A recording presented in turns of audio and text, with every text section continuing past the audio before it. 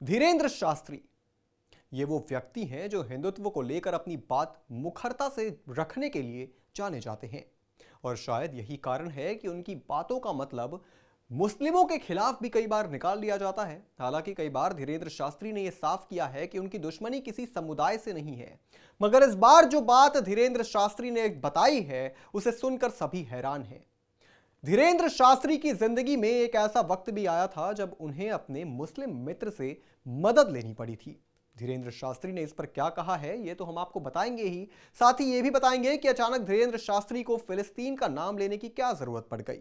पर उससे पहले आयोन भारत को सब्सक्राइब कर लीजिए। नमस्कार, मैं हूं आपके साथ स्नेहित प्रयास। आयोन भारत देख रहे हैं आप। देखिए, अभी कुछ दिनों से धीरेंद्र शास्त्री कुंभ के मेले को लेकर बहुत एक्टिव हैं, लगातार बयान दे रहे हैं और सरकार को सचेत भी कर रहे हैं। मगर मुसलमानों पर मुखरता से बोलने वाले धीरेंद्र शास्त्री ने इस बार अपनी जिंदगी के ऐसे समय के बारे में बताया जब उनके एक मुसलमान दोस्त ने उनकी मदद की थी। उन्होंने बताया कि वो मुसलमानों के खिलाफ नहीं है, लेकिन अमानवीय काम करने वाले मुस्लिम के खिलाफ हैं। दरअसल उनसे सवाल किया गया कि जब आप कहते हैं कि महाकुंभ में मुसलमानों को दुकान नहीं लगानी चाहिए, इस पर ऑल इंडिया उलेमा बोर्ड के प्रदेश अध्यक्ष ने कहा कि जब आपकी बहन की शादी के लिए पैसे नहीं थे तो आपने मुसलमान दोस्त से पैसे लेकर विवाह करवाया था। इस पर धीरेंद्र शास्त्री का जवाब था, हां बिल्कुल सही बात है, हमने मुस्लिम दोस्त से पैसे लिए थे, हमारी मित्रता है। हम हमेशा से कहते आए हैं कि हम मुसलमानों के खिलाफ नहीं हैं, हमारी मित्रता और हमने उनको भी दिए हैं। हमने कभी नहीं कहा कि वो मुसलमान हैं, वो हमारा मित्र है। मित्र तो मित्र होता है। हाँ, वो कोई अमानवीय कृत्य करते हैं, अगर वो आतंकवादी वाली भाषा बोलते हैं, अगर उन्हें वंदे मातरम के नारे से दिक्कत होती है और वो जय फिलिस्तीन के नारे लगाते हैं तो वो सोने के भी होते तो हम उनके तरफ निगाह उठाकर नहीं देखते। हालांकि ये बात धीरेंद्र शास्त्री ने पहले भी बताई है कि उनकी बहन की शादी में उनके मुस्लिम दोस्त ने काफी मदद की थी।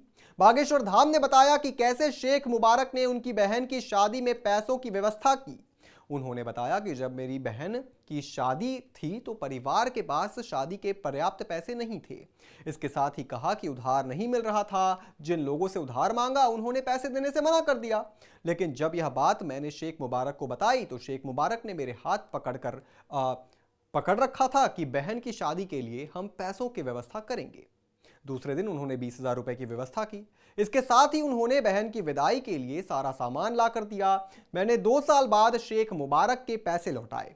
और बात सही भी है कि दोस्ती किसी धर्म पंथ समाज से ऊपर होती है और दोस्ती करने से पहले कोई किसी का धर्म नहीं पूछता। धीरेंद्र शास्त्री का यह भी कहना है कि जो मुसलमान जय फिलिस्तीन का नारा लगाते हैं और जिन मुसलमानों को वंदे मातरम बोलने में दिक्कत होती है, ऐसे लोगों से उन्हें भी परेशानी है।